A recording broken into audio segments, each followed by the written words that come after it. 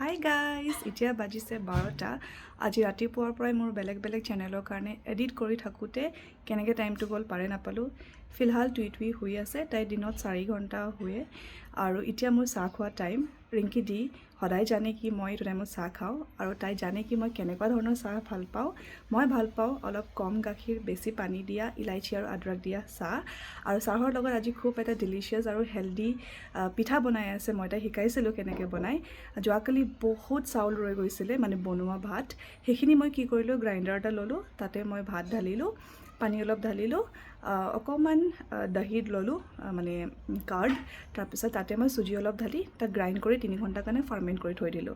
এতিয়া তাৰে পানী পিঠা নিচিনা বনোৱা হৈছে, একদম ল' ফ্লেমত। যেতিয়ালৈকে মানে তলৰ লেয়াৰটো ক্ৰিস্পি হৈ নাযায় তেতিয়ালৈকে ঢাকনিখন লগাই ল' ফ্লেমত কুক কৰা হয়।